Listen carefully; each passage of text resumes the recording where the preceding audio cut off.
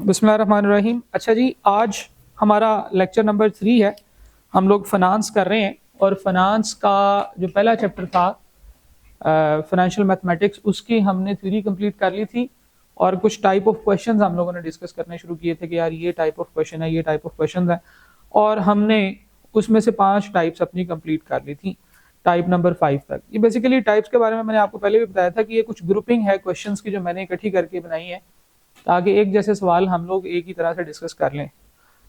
फिर हमारे पास ये इक्विवेलेंट रेट के जो हमने फार्मूला पढ़ा था उसके कुछ क्वेश्चंस हैं, और फिर हमारे पास एक सवाल है डिक्रीजिंग रिटर्न का, एक ऐसा सिनेरियो जिसमें कि इंक्रीजिंग ट्रेंड नहीं है बल्कि डिक्रीजिंग ट्रेंड है, डिक्रीजिंग रेट्स हैं, तो उसका एक ये एग्जांपल है। ये हम करेंगे आज। हम लोग जो अपना टॉपिक है हम पहले उसको शुरू करेंगे ताकि हमारे पास जो है वो जो आज का टॉपिक है पहले हम उसको कंप्लीट कर लें।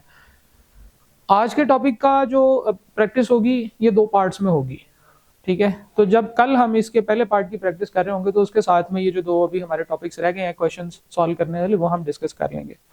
सवाल ये आता है कि एक लोन हो या एक डिपॉजिट हो तो हमने उसके ऊपर जो कैलकुलेशन करनी होती है वो हमने सीख लिया है कि उसको हम कैसे करते हैं। हमारे पास कंपाउंड इंटरेस्ट होता है या सिंपल इंटरेस्ट होता है।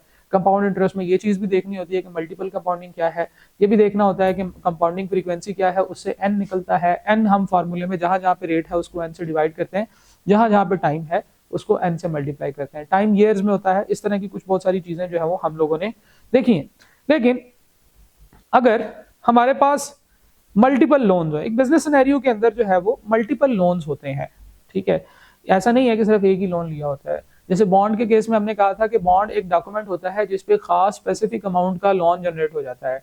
तो कंपनी डिफरेंट डेट्स पे डिफरेंट रेट्स पर डिफरेंट क्वांटिटीज के लोन या अमाउंट जो है वो करती है, आपके लिए ऑफर करती है। या आपने अगर एक से ज्यादा लोन्स लिए हुए हैं तो इन सारे लोन्स की इकट्ठी कैलकुलेशन या प्रैक्टिस कैसे होगी, इकट्ठी कैलकुलेशन करने के लिए हमारा सिंपल सा रूल है। अगर मल्टीपल लोन्स हैं, कंपनी ने 5 लोन्स लिए हुए हैं, कोई लोन 10% पे लिया हुआ है, कोई 3% पे, कोई 5% पे, कोई कंपाउंड एनुअली है, कोई कंपाउंड मंथली है, what ever the compounding is, तो जिस मर्जी रेट से लोन लिए हों आपने जब उसकी कैलकुलेशन करनी है तो हर एक को अलग अलग कैलकुलेट करना है। ये ऐसे ही है जैसे आपने एसेट्स की डेप्रिसिएशन चार्ज करनी होती है। तो एक बिजनेस के अंदर एक एसेट है, वो एसेट अगर साल के शुरू में आया, मिड में आया, एंड पे आया, वट एवर जिस मर्जी रेट पे आया हो, आपने सिंपल उसकी डेप्रिसिएशन उस डेट से चार्ज करनी है जिस डेट से वो आ गया, उस रेट पे चार्ज करनी है जो रेट हमने उसका सोचा हुआ है, और उस मेथड से चार्ज करनी है, reducing balance method, straight line method, sum of the year digit या व्हाटएवर जो आपने सोचा हुआ है, आपने उसी के ऊपर कैलकुलेशन उसकी करनी है, ठीक है जी। इसके लिए हम लोग जो है एक प्रैक्टिस करने के लिए एक फाइल मैंने यहाँ पे अटैच की है। ये फाइल अगर हम देखें, वैसे तो आप लोगों के पास भी एक्सेल वहाँ पे मौजूद होगा, लेकिन जरा क्विकली कैलकुलेशंस करने के लिए मैंने एक्सेल में ये प्रैक्टिस बनाई है, प्रैक्टिस एग्जांपल बनाई है ताकि हमारा वक्त ज्यादा जाया ना हो। देखिए एक कंपनी है, एक बिजनेस है, उसके पास ये 6 लोन्स हैं, ठीक है जी। उन्होंने ये 6 लोन्स लिए हुए हैं। लोन नंबर 1 2 3 4 5 6, हर लोन की अमाउंट लिखी हुई है, प्रिंसिपल, कंपाउंडिंग फ्रीक्वेंसी लिखी हुई है, कंपाउंड है, सारे ही कंपाउंडेड है, और लोन की तारीख लिखी हुई है कि किस डेट पे ये लोन लिया गया था। सही है जी। अब आपसे अगर पूछा जाए कि ये बताएं कि इस लोन की वैल्यू जो होगी 2025 के ऊपर कितनी होगी, 2025 के एंड पे कितनी होगी, तो हम कैसे इसकी कैलकुलेशंस करेंगे, ठीक है। मैंने फिर आगे ये वेरिएबल्स लगा के पी, टी, आर और एन, ये 4 चीजें चाहिए होती है ना फार्मूले में। S is equal to P into 1 plus R raise to power T, R over N T multiply by N करना होता है, तो आपके पास आंसर आ जाएगा। तो बजाय इसके कि हम सारी कैलकुलेशन फास्ट करते जाएं, मैंने एक्सेल में इसको डाल दिए हैं, ये फार्मूले लगा दिए, यहाँ पे अमाउंट सेंटर करेंगे, यहाँ पे खुद ही कैलकुलेशन बन के आ जाएगी, ठीक है। सिर्फ जो चीज मैं बताना चाहता हूँ वो ये है कि जो भी आपने लोन जब भी लिया है उस लोन के ऊपर हम लोगों ने फ्यूचर वैल्यू एज एट 31 दिसंबर 2025 जब फाइंड करनी है तो सिंपल है, जितने लोन्स जिस जिस रेट के ऊपर हैं उसकी अलग अलग कैलकुलेशन करनी है। जैसे सपोज उसने कहा है कि हमारा लोन नंबर 1 है 1 लाख रुपए का, 6% कंपाउंड एनुअली है, और 1 जनवरी 2020 को ये लोन लिया है, 1 जनवरी 2020 को ये लोन लिया है, तो अमाउंट कितनी होगी जनाब, हमारे पास प्रिंसिपल अमाउंट जो है वो 1 लाख रुपए है, रेट जो है टाइम कितना है। अब 1 जनवरी 2020 से लेकर 1 जनवरी 2020 से लेकर 31 दिसंबर 2025 तक आपके पास कितना टाइम है, कितना साल, 20 का पूरा साल, 21 का पूरा साल, 22 का, 23 का, 24 का और 25 का पूरा साल। तो यस, टाइम इज 6 years, हमेशा टाइम ईयर्स में लिखना है। रेट कितना है जी? 6%। और कंपाउंडिंग फ्रीक्वेंसी क्या है जी? कंपाउंडिंग फ्रीक्वेंसी है कंपाउंड एनुअली, तो कंपाउंडिंग फ्रीक्वेंसी 1 ही होगी। और इसको जरा थोड़ा सा जूम आउट और कर लेते हैं ताकि बार बार जो लेफ्ट राइट जो स्क्रीन होती है वो ना हो। तो जनाबे वाला, इस पहले लोन की जो फ्यूचर वैल्यू 31 दिसंबर 2025 पे होगी वो 141851 होगी। आप कैसे करते हैं मैं आपको बता देता हूँ अगर आप कंफ्यूज हो रहे हैं। तो फार्मूला है S = P × 1 + R raised to power T, R/n T × n। तो आप प्रिंसिपल अमाउंट लिखेंगे 1 लाख रुपए, रेट आपका जो भी है 6% 0.06, कंपाउंडिंग फ्रीक्वेंसी एनुअल है, टाइम 6 years है, 6 × 1 तो आपका 141,851 ही आंसर आएगा। ठीक है जी। तो ये मैंने एक्सेल के ऊपर ही लगा दिया ताकि आपको कैलकुलेशंस करने की का जो है ना वो मुश्किल ना पेश आए और हम आराम से इस बात को, इस काम को आगे हम कंटिन्यू कर लें जी।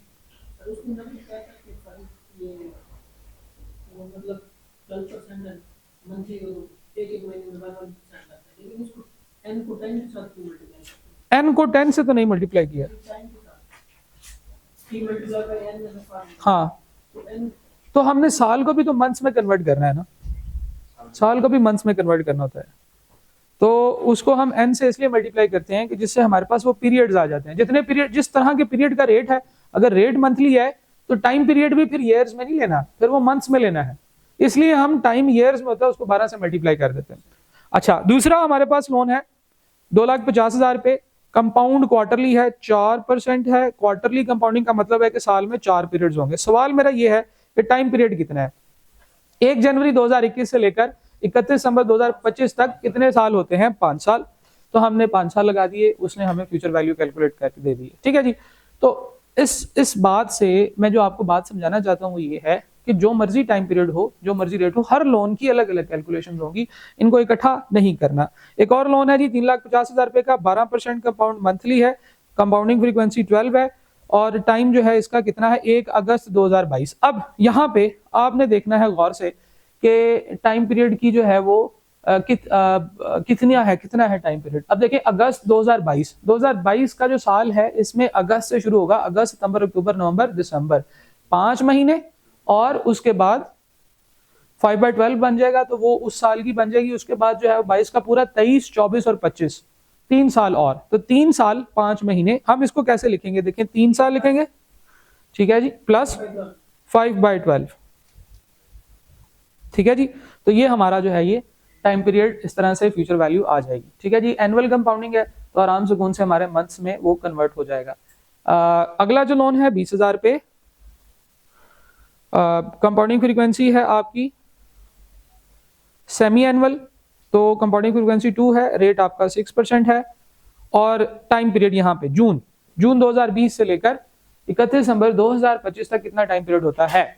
जून 2020 से दिसंबर 2020 तक आपका जो टाइम पीरियड है वो 6 महीने होता है, 7 महीने होता है, 7 महीने होता है। ठीक है जी। इसको हम कंपाउंड सेमी एनुअली, इसको थोड़ा सा करेक्ट कर लें, इसको जून नहीं, इसको जुलाई समझे आप। ठीक है जी, 7 मंथ्स। ठीक है, तो ये 6 मंथ बन जाएंगे। फिर इसका मतलब है कि 2 years प्लस 2 years प्लस नहीं 2 नहीं 5 years, 5 years प्लस आखिरी साल का 6/12 हाफ, तो 27,000 की इसकी फ्यूचर वैल्यू बन जाएगी। इसी तरह से इसको कंटिन्यू करते जाएं। 3 लाख 2,50,000 है, ये रेट 18% है, ये रेट हमारा 10% है, ये कंपाउंड मंथली है तो 12 लिख दें, कंपाउंड सेमी एनुअली है तो 2 लिख दें। टाइम पीरियड 1 जून 2020 से चलेगा, 1 जून को भी आप जुलाई कर लें, चलो जून ही रहने दें, एक मंथली है ना। तो जून से लेकर आगे तक आपका 5 साल और 7 महीने आएंगे, 5 years प्लस 7/12। तो टाइम पीरियड आपने इस तरह से लिखना है और इसी तरह से इसको कंटिन्यू करना है। 5.58 आप टाइम में लिखा करेंगे अगर इस तरह से आपके पास इस तरह की डेट्स के साथ होगा। और लास्ट वाला है हमारा 31 दिसंबर 2025, इस पे 0 का टाइम पीरियड है तो इसकी फ्यूचर वैल्यू देखें 20,000 ही आ रही है। क्यों 20,000 आ रही है? क्योंकि जिस दिन लिया है उसी दिन हम इसकी फ्यूचर वैल्यू कैलकुलेट कर रहे हैं। जब टाइम पीरियड 0 होता है तो फ्यूचर वैल्यू उतनी ही होती है जितनी उसकी प्रेजेंट वैल्यू है, यानी कि उसी डेट पे हम उसकी फ्यूचर वैल्यू फाइंड आउट करेंगे तो क्या होगा? कुछ भी नहीं होगा। सॉरी मैंने 20,000 लिखा हुआ, 2,50,000, 250,000 तो फार्मूले में भी 250,000 आ गया। अच्छा, इस फार्मूले से या इस स्लाइड से मैंने जो आपको चीज बतानी थी वो ये थी कि जितना इंटरेस्ट होगा, जितने लोन्स होंगे, हर लोन की अलग अलग कैलकुलेशन कर लें अगर एक से ज्यादा लोन्स हैं।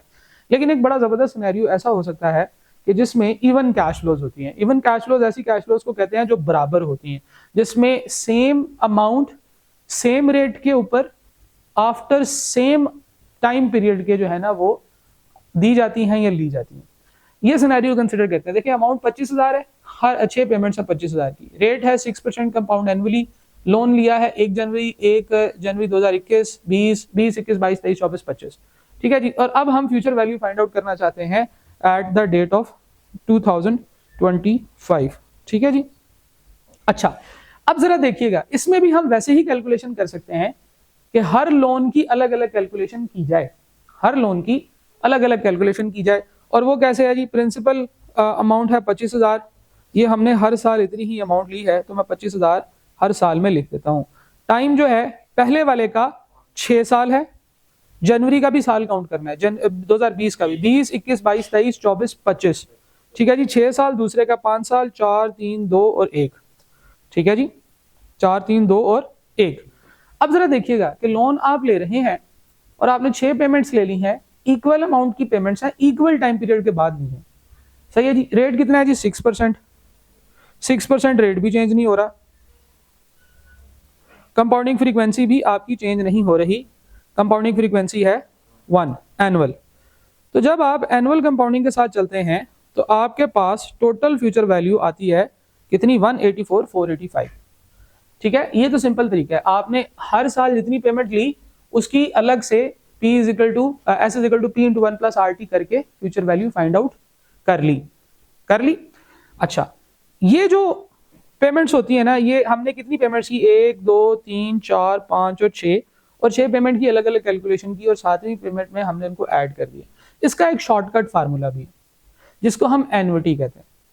इसका एक शॉर्टकट फार्मूला है जिसको हम एन्युटी भी कहते हैं। और एन्युटी से क्या होता है, हम लोग एग्जैक्टली उसी अमाउंट पे पहुंच जाते हैं जो ये 6 पेमेंट्स करने के बाद, जो 6 कैलकुलेशंस करने के बाद हुई है। और सपोज करें कि अगर आपने एक लोन लिया है या अगर आपने कोई उधार लिया है या आपने कोई इस तरह की चीज की है जिसकी आपने पेमेंट करनी है 20 सालों में और हर साल मंथली पेमेंट होगी, तो 2,40,000 पेमेंट्स जब आप करेंगे तो ये 2,40,000 दफा ये कैलकुलेशन करने की बजाय आप सिंपल वो एक फार्मूला लगाएंगे जिससे आपका यही आंसर आ जाएगा जो आपने अभी निकाला है। तो बेसिकली जो एन्युटी होती है वो कंपाउंड इंटरेस्ट के ही फार्मूले को बार बार लगाने की बजाय हम लोग एन्युटी का फार्मूला एक दफा लगा देते हैं, उसमें सारे वेरिएबल्स पुट कर देते हैं और इससे हम लोग फ्यूचर वैल्यू पे पहुंच जाते हैं। अच्छा जी, एन्युटी के अंदर फ्यूचर वैल्यू का फार्मूला होता है S is equal to capital R into 1 plus R raised to power T minus 1 over R into 1 plus R। ठीक है जी। अब जरा वैल्यूज पुट करके देखते हैं, क्या हमारा 1,84,000 आंसर आता है कि नहीं आता? 25,000, 1 plus what is the rate? 0.06, time है आपका 6 years, minus 1 divided by 0.06 multiply by 1.06। लें जी, सॉल्व करें जरा इसको कैलकुलेटर पे, जरा मुझे बताएं क्या आंसर आता है। हम इस यहां से शुरू करेंगे कैलकुलेटर पे सॉल्व करना। अगर आप पूरी इक्वेशन एंटर नहीं करना चाहते तो हम 1 plus 06 raised to power 6 minus 1 multiply by 25,000 divided by 0.06 multiply by 1.06 करेंगे।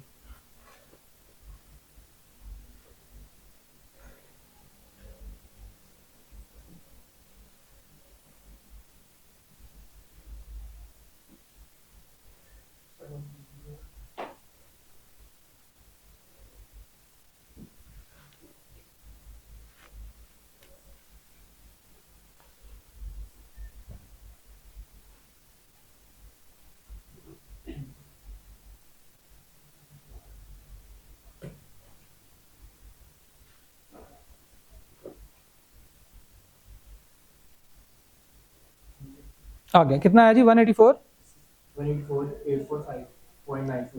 845.94 इवन ये डेसिमल्स में भी इक्वल होगा, डेसिमल में भी मैच करेगा।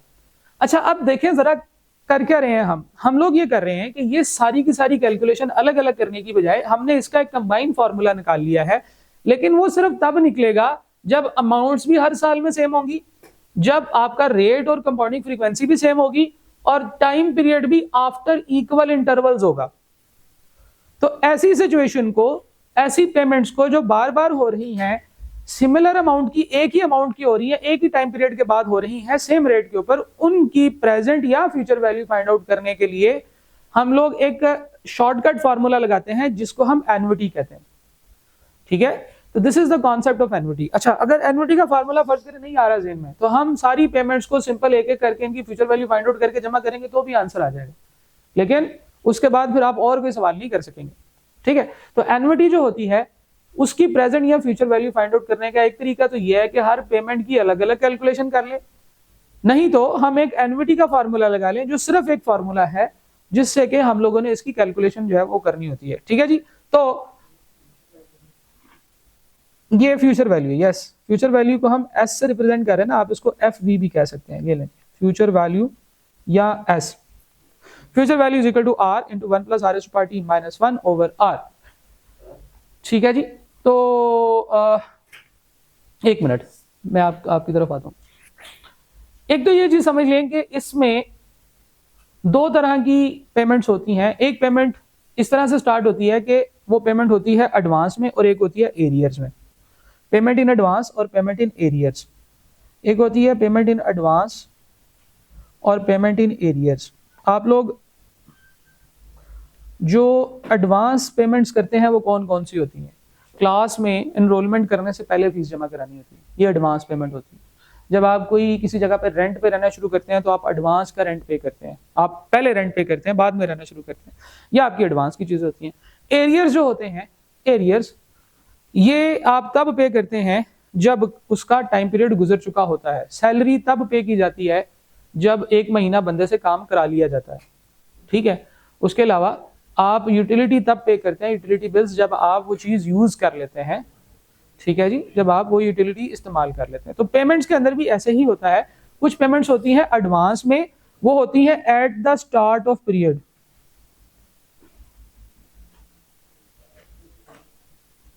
पेमेंट जो है वो eight the start of period हो जाती है। जो एरियर्स में होती है वो होती है जी at the end of period.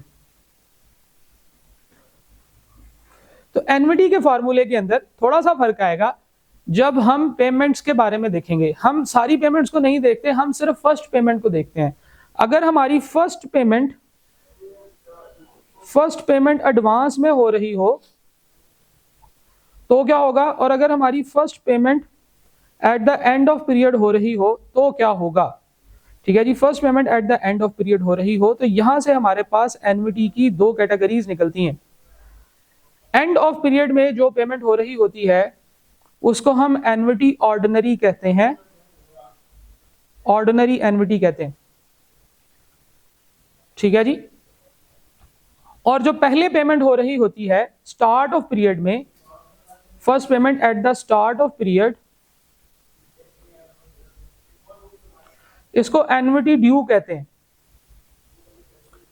किसी किसी जगह पे आपको कहीं कहीं इसको एन्युटी एडवांस के वर्ड से भी नजर आएगा कि ये एन्युटी एडवांस होती है।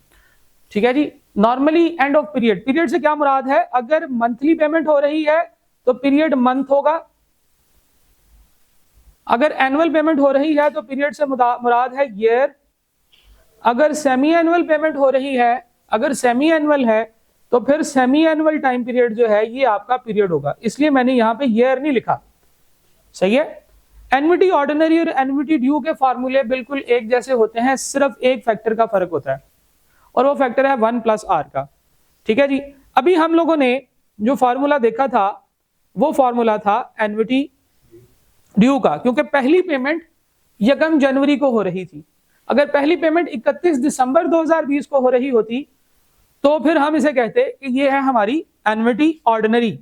एन्युटी ऑर्डिनरी के केस में फार्मूले होते हैं फ्यूचर वैल्यू का S is equal to P into 1 plus R raise to power T minus 1 over R into, नहीं बस ये ऑर्डिनरी के केस में यही फार्मूला होता है। और एन्युटी ड्यू के केस में यही फार्मूला ऐसा होता है, लेकिन इसके अंदर एक फैक्टर इसके साथ मल्टीप्लाई हो रहा होता है विच इज 1 प्लस आर। ये ड्यू फैक्टर होता है, वो जो कहते हैं ना ड्यू ना किया तो फिर क्या किया, ये ड्यू फैक्टर है 1 प्लस आर। अच्छा, इसमें प्रेजेंट वैल्यू का फार्मूला जो होता है वो डिफरेंट होता है, ठीक है जी। सॉरी, ये पी नहीं, आर आर आर लिखा, ये आर है, ऊपर भी हमने आर लिखा है, आर लिखा है, यहां पे मैंने गलती से पी लिखा, ये आर है। आर आर कैपिटल आर से मुराद है पीरियोडिक पेमेंट। हर पेमेंट में हर दफा कितनी पेमेंट हो रही है, यानी कि जैसे हमने जो एग्जांपल ली थी उसमें 25,000 की पेमेंट हो रही है। जो present value of annuity ordinary होता है ना, वो भी कैपिटल आर से स्टार्ट होता है, सिर्फ इन दोनों की जगह चेंज होती है, 1 माइनस और 1 प्लस, ठीक है जी। और टाइम की पावर चेंज होती है, 1 minus 1 plus R raise to power minus T divided by R, ठीक है जी। और यहां पे भी वही फॉर्मूला होगा, P is equal to capital R into 1 minus 1 plus raise to power minus T, 1 plus R raise to power minus T over R into 1 plus R. देखिए इसमें भी कोई चेंज नहीं है, 1 प्लस आर का फैक्टर आप हर जगह पे इसके साथ मल्टीप्लाई कर रहे हैं, इस पूरे फैक्टर के साथ, यानी कि इस पूरे फैक्टर को पकड़ें, इसके साथ 1 प्लस आर लिख दें, तो ये present value of annuity due का फार्मूला बन जाता है। अच्छा, एक चीज समझ लीजिएगा, फिर हम इसकी प्रैक्टिस करते हैं। अगर आप प्रेजेंट वैल्यू अगर हम future value of annuity ordinary को SO कहें और future value of annuity due को SD कहें, तो क्या मैं ये कह सकता हूं कि SD जो है ये sum of annuity ordinary into 1 plus R के इक्वल होता है? वो क्यों? वो इसलिए कि सम ऑफ एनविटी ड्यू ये सारा का सारा फैक्टर है, ये भी इधर कॉपी हो रहा है, तो इसकी जगह पे सम ऑफ एनविटी ड्यू लिख दिया जाए, सम ऑफ एनविटी ऑर्डिनरी लिख दिया जाए और उसके साथ 1 प्लस आर को मल्टीप्लाई कर दिया जाए, तो यही फैक्टर बनता है। तो sum of annuity due is equal to sum of annuity ordinary multiply by 1 plus R. Similarly present value of annuity due is equal to present value of annuity ordinary into 1 plus R. ये भी ऐसे ही है, इसको पकड़ा इधर रखे तो ये 1 प्लस आर इसके साथ मल्टीप्लाई ही हो रहा है। अच्छा, आर के केस में आर क्या होता है? हमारा रेट ऑफ इंटरेस्ट होता है, हमेशा परसेंटेज में होता है, पॉजिटिव होता है। आर कुछ भी होगा ना, हमारा ये आंसर 1 प्लस आर का जो है वो 1 से थोड़ा सा बड़ा बनेगा, 1 से थोड़ा सा बड़ा बनेगा। लेट्स सपोज 1.1 10% रेट होगा, तो इस पूरे फैक्टर का क्या आंसर बनेगा? 1 प्लस 1.1। जब किसी भी चीज को 1 से बड़े नंबर से मल्टीप्लाई किया जाता है तो वो और बढ़ जाती है। तो यहां से हम ये भी कहेंगे कि sum of annuity due will always be greater than sum of annuity ordinary. Same scenario है, हर चीज सेम है, अमाउंट सेम है, टाइम सेम है, पेमेंट सेम है। अगर हम एनविटी ड्यू की बात करेंगे तो वो बड़ा होगा उसका आंसर, एनविटी ऑर्डिनरी से वही सेम कैलकुलेशंस करेंगे तो उसका आंसर छोटा होगा, ठीक है। इसी तरह से present value of annuity due will always be greater then present value of annuity ordinary. और इन सब के अंदर एक अजम्पशन ये है, if rate is greater than 1 rate is greater than 0, if rate is greater than 0, 0 से बड़ा अगर आपका रेट है, 0 से बड़ा क्या हो सकता है? 1%, 2%, 3%, 0 से बड़ा 0.5 भी हो सकता है, 0.6% भी आपका रेट हो सकता है। तो इन एनी केस 0 से बड़ा अगर आपका रेट है तो sum of annuity due will be greater than sum of annuity ordinary and present value of annuity due will be greater than present value of annuity ordinary keeping all other things constant, ठीक है। ये इन दोनों के दरमियान का relation है, इन दोनों के दरमियान का जो रिलेशन है ये थ्योरेटिकली आपसे पूछा जा सकता है, ठीक है जी। तो present value of annuity ordinary, present value of annuity due, इन दोनों की प्रेजेंट वैल्यू में से कौन सी बड़ी होगी? Present value of annuity due हमेशा बड़ी होगी। आपसे को पूछे अच्छा बताओ वो कौन सा सिनेरियो होगा जिसमें present value of annuity ordinary बड़ी होगी और present value of annuity due छोटी होगी? तो आप फिर कहेंगे फिर उसका रेट ऑफ इंटरेस्ट माइनस में होगा, रेट ऑफ इंटरेस्ट माइनस में होगा, तभी ये बड़ी हो सकती है, वरना बड़ी यही है, ठीक है। तो ये एक थ्योरेटिकल डिस्कशन थी जो हमने की है कि present value of annuity ordinary हो या present value of annuity due हो, इन दोनों में से बड़ा कौन सा होता है? इन एनी सिनेरियो हर चीज को सेम रख लें तो present value of annuity due और present value of annuity ordinary में से हमेशा present value of annuity due बड़ा होगा। और इसी तरह से future value of annuity due और future value of annuity ordinary, इन दोनों में से future value of annuity due बड़ी होगी। ठीक है, अच्छा अब एक और चीज समझिएगा, ये कल भी वैसे हम लोगों ने बात की थी कि यहां पे जो एन्युटी होती है इसके अंदर इंटरेस्ट का फार्मूला S माइनस पी करके नहीं आता, ये याद रखिएगा। ये कि अगर आपसे को पूछे हाँ भाई इंटरेस्ट बताओ तो हम S माइनस पी करके इंटरेस्ट कैलकुलेट करना शुरू करते हैं। ये फार्मूला सिंपल इंटरेस्ट में लगेगा, कंपाउंड इंटरेस्ट में लगेगा, लेकिन एन्युटी में नहीं लगेगा। ठीक हो गया। अच्छा एन्युटी में क्या फार्मूला लगेगा? फिर एन्युटी में फार्मूला लगेगा I is equal to S minus P, जो आपका जो कैपिटल R है, S minus R N T, ये फार्मूला लगेगा। अगर आपको फ्यूचर वैल्यू दी गई है तो आपको कहता है कि जी इंटरेस्ट बताएं कि इस पूरे टाइम पीरियड में उसने इंटरेस्ट कितना दिया है, तो I का फार्मूला है S minus R N T. और अगर प्रेजेंट वैल्यू दी गई है तो वो होता है R N T minus present value. इन दोनों में से कोई एक लगेगा डिपेंडिंग अपॉन कि आपको क्या इंफॉर्मेशन दी गई है। अगर P दिया गो तो R N T minus P करेंगे, इंटरेस्ट आ जाएगा। अगर S दिया हुआ है तो S minus R N T करेंगे तो हमारे पास I आ जाएगा, इंटरेस्ट आ जाएगा। तो जनाब ये है हमारी एन्युटीज जिसमें कि same payment after same time period, ठीक है जी, एट सेम रेट जब आप देते हैं तो ये एन्युटी ऑर्डिनरी और ड्यू दो होती हैं। सारे क्वेश्चंस आप लोगों के सॉल्व होंगे, टेंशन नहीं है। स्लाइड कंप्लीट कर लेते हैं, फिर उसके बाद आपसे बात करता हूं मैं। ऑर्डिनरी एन्युटी जहां पे पेमेंट्स या रिसीट्स आर इन एरियर्स, ठीक है जी, made at the end of the payment period. Normally जो हाउसिंग लोन्स होते हैं, पेमेंट ऑफ मॉर्गेजेस होते हैं, जब आप लोन लेते हैं तो लोन में हमेशा payment end of the year पे होती है या एंड ऑफ द मंथ पे होती है। अगर आप लोन लेने जाएं वो आपको कहे नहीं भाई हमारे यहाँ तो लोन जो है वो हम एरियर्स में नहीं देते, हम एडवांस में लोन की पेमेंट लेते हैं, तो आप कहेंगे यार आज तो मैं लोन लेने आया हूँ, आज ही तुम मेरे से पहले किस्त ले रहे हो, फायदा क्या हुआ मुझे लोन लेने का? तो भैया लोन की payment end of the period होगी ना, ठीक है। Housing loan, coupon bearing bonds वगैरह इनकी payments end of the period होती हैं। एन्युटी ड्यू क्या होती है? Annuity due payments received in advance made at the beginning of each payment period, ठीक है जी। स्टार्ट में हो जाए तो जैसे रेंटल लीज पेमेंट्स है, लाइफ इंश्योरेंस प्रीमियम है, इंश्योरेंस वगैरह भी आप पहले पे करते हैं, एडवांस में पे करते हैं। फॉर्मूले दोनों में लिखे हुए हैं, इनको हम लोग डिस्कस कर चुके हैं, इंटरेस्ट के फॉर्मूले डिस्कस कर चुके हैं। अगर मल्टीपल कंपाउंडिंग इन ईयर हो तो हमने वही एन्युटी के फार्मूले में n फाइंड आउट करना है और r जहां जहां पे होगा उसको n से डिवाइड कर देना है और जहां जहां पे टाइम होगा उसको n से मल्टीप्लाई कर देना है, तो टाइम पीरियड भी हमारा सेट हो जाएगा।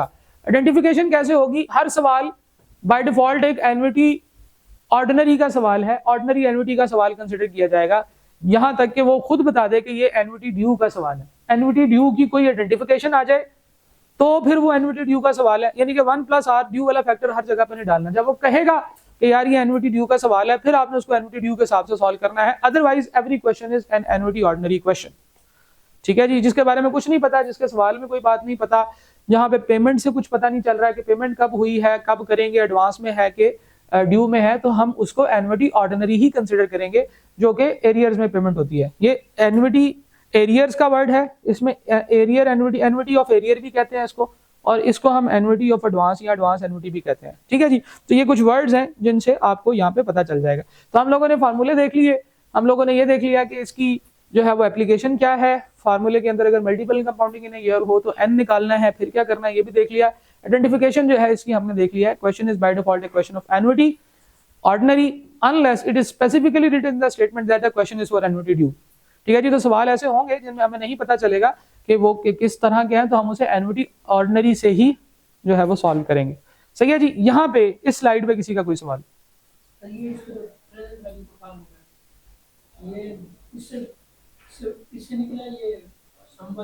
नहीं, ये अलग से निकला है, इंटरेस्ट का भी अलग से निकला। देखो अब यहाँ पे ना एक चीज होती है जिसको हम कहते हैं एक्स्ट्रापोलेशन। जो बच्चे मैथ्स पढ़ के आए हैं, मेरा ख्याल है एफएससी के अंदर अभी एक्स्ट्रापोलेशन और इंटीग्रेशन डेरिवेशन वगैरह पढ़ाते हैं, तो ये एक्स्ट्रापोलेशन का फार्मूला है। जब एक ही फार्मूले को, एक ही कैलकुलेशन को बार बार करना है, तो उसकी जगह पे फिर हम लोग उसको थोड़ा सा ग्रामेटिकली वो अलजेब्रिकली सॉल्व करके थोड़ा सा उसको शॉर्ट करके बना देते हैं, तो नया फार्मूला बन जाता है। तो इस फार्मूले की को ये निकला कैसे है इस पे जाने की जरूरत नहीं है, जहां पे एक फार्मूला दूसरे से रिलेट कर रहा होता है, मैं आपको बताता हूँ, जहां पे नहीं कर रहा होता वहां पे जो है वो नहीं बताना होता। ठीक है जी, यहाँ पे भी मैंने आपको कहा कि बस इन दोनों की जगह चेंज कर दें, बेसिकली इन दोनों की जो है वो जगह चेंज कर दी, इसका साइन प्लस कर दें, इसका माइनस कर दें और इस टाइम का भी साइन माइनस कर दें, तो वो यही वाली स्टेटमेंट बन जाती है जगह तब्दील करके। ठीक है, तो ये बेसिकली ये वाले फैक्टर में ही चेंजेस है। अच्छा, एक और चीज देखिएगा, ये जो आर के साथ हम मल्टीप्लाई कर रहे हैं एनवर्टी ऑर्डिनरी के केस में, ये पूरा का पूरा factor 1 plus R raise to power T minus 1 over R, इसको एनवर्टी फैक्टर कहते हैं, एनवर्टी का कंपाउंडिंग फैक्टर कहते हैं, क्योंकि हम फ्यूचर वैल्यू फाइंड आउट कर रहे हैं। एनवर्टी के केस में भी एनवर्टी ऑर्डिनरी का कंपाउंडिंग फैक्टर है ये, सही है। इसको क्यूमुलेटिव एनवर्टी भी कहते हैं। आपका क्यूमुलेटिव एनवर्टी का टेबल है आप लोगों का, जिस तरह से हमारा एनवर्टी का टेबल था जो हमने कल बात की थी कि भाई हमने टेबल तो डिस्कस ही नहीं करना है, टेबल्स पे जाना ही नहीं है, हम कैलकुलेटर से सॉल्व करने वाले लोग हैं, हम अब आईटी वाले लोग हैं, अब हमें कैलकुलेटर पे सॉल्व करना आता है, टेबल देखने की जरूरत नहीं। ठीक है, टेबल के अंदर भी उसी तरह से वैसे इन्फॉर्मेशन आ रही होती है, टेबल देखने के ऊपर भी हमको बात कर लेंगे, लेकिन मेरा ख्याल है कि ऐसा जब उसकी जरूरत नहीं है। ठीक है, तब हम कैलकुलेटर से चीजें कर लेते हैं, तो अब हमें कुछ रूल्स ऐसे भी हैं जिनकी जरूरत सिर्फ इसी वजह से थी कि हम कैलकुलेटर पे वो चीजें नहीं कर पाते थे, अब हम कर पाते हैं, तो अब हम उसको डिस्कस नहीं करेंगे। इसी तरह से ये वाला जो प्रेजेंट वैल्यू के साथ फैक्टर है, आर के साथ ये जो मल्टीप्लाई हो रहा है, ये कम्युलेटिव प्रेजेंट वैल्यू फैक्टर होता है। ये पूरा का पूरा फैक्टर, इसका भी एक टेबल है। देखिए, हम किसी भी चीज का टेबल बना सकते हैं। साइंसदानों ने क्या किया, उन्होंने कहा यार रेट और टाइम, ये दो वेरिएबल्स है ना इसके अंदर, हर रेट और हर टाइम के हिसाब से कैलकुलेशन उन्होंने करके रख ली अपने पास पहले से ही। ठीक है, कि यार अगर हमारा रेट जो है वो 10% हो, टाइम -1 हो, टाइम 1 ईयर हो, तो फिर कैलकुलेशन कैसे होगी, उसने करके रख ली, उसने कैलकुलेशन करके रख ली, अपने पास नोट कर लिया। जब रेट जो है वो 11% हो, टाइम 1 ईयर हो, कैलकुलेशन कैसे होगी, क्या आंसर आएगा, वो उसने कैलकुलेट करके रख लिया। तो हमारे पास टेबल के अंदर अगर हमने बार बार ये कैलकुलेशन करनी है ना, फॉर एग्जांपल आगे चल के जब आप लोग बिजनेस इनसाइट एनालिसिस में जाएंगे या बीएफडी में जाएंगे, तो वहां पे हमारे पास बार बार ऐसी कैलकुलेशंस करनी पड़ेंगी। ठीक है, फॉर एग्जांपल 4, 5, 7, 10 चीजें इकट्ठी लिखी हुई हैं और उनकी सारों की प्रेजेंट वैल्यू कैलकुलेट करनी है। वहां पे हम कहते हैं यार टेबल निकालो, फटाफट कॉपी फैक्टर लिखो और मल्टीप्लाई कर लो। वहां पे हो सकता है, वहां पे आपको सिखाएंगे, मैं भी सिखाऊंगा जब मैं पढ़ाऊंगा, लेकिन आप जिस भी टीचर से पढ़ेंगे वो आपको जरूर टेबल का कैलकुलेशन सिखाएगा कि भाई टेबल से इसको कैसे देखना। ना भी हो तो फार्मूला तो आपको आता ही है कैलकुलेटर से करने वाला, क्या ख्याल है। अच्छा, यहाँ पे जो हमारे पास टेबल है वो भी इस्तेमाल किया जा सकता है, टेबल भी मौजूद है, लेकिन हम उधर नहीं जाएंगे, हम सिंपल इसकी कैलकुलेशन करेंगे। समझ आ गई बात? अच्छा जी, सर ये क्वेश्चन में आपने ये 10 का लिखा है, तो जब एनओटी पे क्वेश्चन आएगा तो वो एनओटी पे पूछेगा, ये कहेगा कि एनओटी सारी दे देगा, ये आउटपुट ये एनओटी या ये मतलब ये रेंटल अमाउंट है, ये सारा कुछ दे के वो पूछेगा कि इसका इंटरेस्ट है। बिल्कुल, वो फ्यूचर वैल्यू या प्रेजेंट वैल्यू या तो देगा या आपको कहेगा कि ये इन्फॉर्मेशन लो और पहले फ्यूचर या प्रेजेंट वैल्यू में से जो कैलकुलेट करना है कर लो, उसके बाद आंसर निकालो।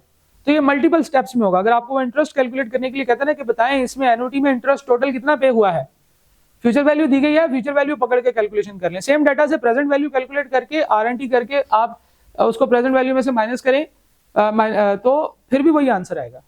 आप सेम सिनेरियो में इस फार्मूले से कर लें या इस फार्मूले से कर लें, आंसर सेम आएगा। ठीक है, उससे कोई फर्क नहीं पड़ता।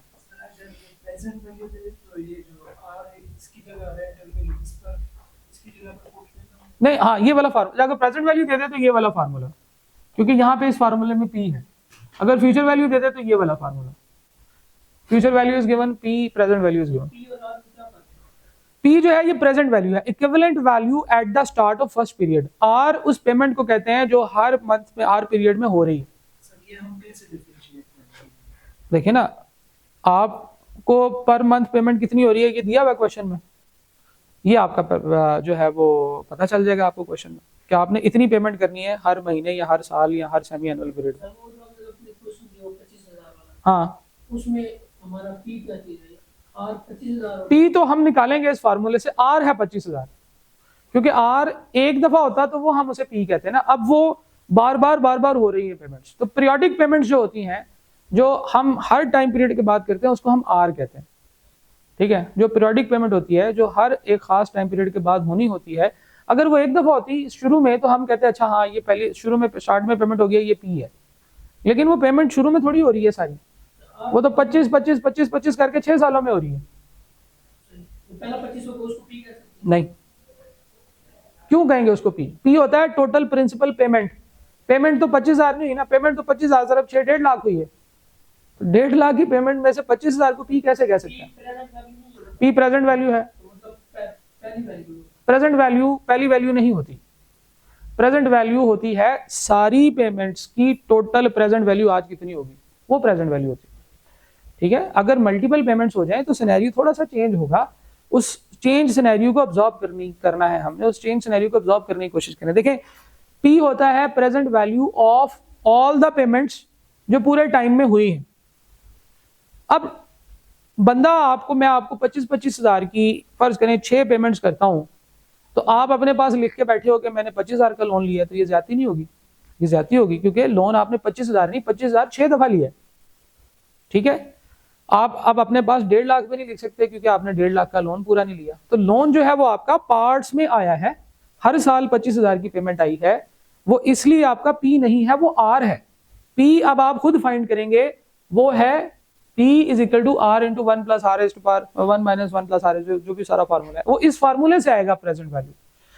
एन्युटी के अंदर कभी भी प्रेजेंट वैल्यू नहीं दी गई होगी, एन्युटी के अंदर कभी भी प्रेजेंट वैल्यू नहीं दी गई होगी। आपको वो उसने यही बताया होगा कि यार ये लोन शोन हम लोग एनुअली ये जो पेमेंट इतनी पेमेंट कर रहे हैं। हाँ, कभी ये हो सकता है कि आप जो है ना वो एक लोन लेते हैं और उसको वापस करना है, तो जो अब आप लोन लेंगे उसको वापस करेंगे, तो उस वक्त जो कैलकुलेशंस होंगी वो उसमें जो टोटल लोन की अमाउंट है जो आपने अब ले ली है वो आपकी प्रेजेंट वैल्यू होगी, उसकी बेसिस के ऊपर आपने पेमेंट्स निकालनी होगी। ठीक है, तो एन्युटी के केस में प्रैक्टिस करने से आपको इंशाल्लाह काफी सारी चीजें समझ आएंगी। एक और चीज देख लेते हैं। हाँ बोलो। अगर सेमी एनुअल कर रहे हो हम पेमेंट तो उसका फैक्टर क्या होगा? r डिवाइडेड बाय 2 होगा, ऐसे या नीचे वाले r पे 2 डिवाइड होगा, सारे r, ठीक है, आगे वाला सारे r, जहां जहां पे r है। फॉर एग्जांपल ये एन्युटी इसके केस में तो 3 जगह पे r आता है, ये एक ये r है, एक ये वाला नीचे वाला, एक ये वाला, एक ये वाला और एक ये वाला, सारे r आपने n से डिवाइड कर देने अगर एनुअल कंपाउंडिंग हो, सेमी एनुअल कंपाउंडिंग होगी। अगर फॉर एग्जांपल वो मंथली कंपाउंडिंग है तो आपने सारे r जो है वो 12 से डिवाइड कर देने, और सारे टाइम जहां जहां पे है, टाइम वैसे एक जगह पे ही आता है, सारे टाइम जो है वो आपने 12 से मल्टीप्लाई कर देना। लेकिन वो टाइम किस पीरियड में होने चाहिए? वो टाइम ईयर्स में होने चाहिए। पहले टाइम्स को ईयर्स में कन्वर्ट करें, फिर आपने उसको 12 से या जितने से मल्टीप्लाई करना है। टाइम हमेशा ईयर्स में लिखना है, क्योंकि रेट पर एनम होता है। ये बात हमने की थी ना कि रेट जो होता है, rate is equal to 9% per annum, और उसके बाद वो कंपाउंडिंग की बात करता है, कंपाउंड क्वार्टरली या वट एवर जो कंपाउंडिंग। तो कंपाउंडिंग अलग चीज है, रेट का जो है जो टाइम पीरियड वो कवर करता है वो अलग चीज है। ठीक है, तो 9% पर एनम, एनुअल रेट लेना है, टाइम भी फिर एनुअल लेना है, और उसके बाद उसकी कैलकुलेशन करनी है। परपेचुटी के केस में हम लोग क्या बात करते हैं? Perpetuity is a type of annuity that receives N infinite amount of periodic payment. तो उसकी प्रेजेंट वैल्यू आप कैलकुलेट कर सकते हैं। तो unlimited payments, 1 million billion payments भी हो तो उसकी प्रेजेंट वैल्यू आप फाइंड आउट कर सकते हैं, और उसकी प्रेजेंट वैल्यू फाइंड आउट करने का फार्मूला सिंपल सा है, PV present value of annuity ordinary perpetuity ordinary, PV is equal to बड़ा आर ओवर छोटा आर। ठीक है जी, capital R over small R. और present value of perpetuity due कितना होता है जी? Perpetuity due capital R plus R over R. यार वो उधर ही पड़ी है साइड टेबल पे, आतिफ साहब का जो टेबल है ना साइड पे, मेरा लैपटॉप पड़ा उसके ऊपर गाड़ी चलाती पड़ी है। हाँ जी, तो present value of perpetuity ordinary और present value of perpetuity due, इनके फार्मूले सिंपल हैं, सिर्फ आर ही है इनके फार्मूलों में, बल्कि present value perpetuity due to R R R बन गया। देखी होगी आपने जरूर मूवी। ठीक है, आर आर आर। ठीक, अच्छा, अब इसमें परपेचुटी के केस में जो इंपॉर्टेंट चीज है वो है अनलिमिटेड टाइम पीरियड।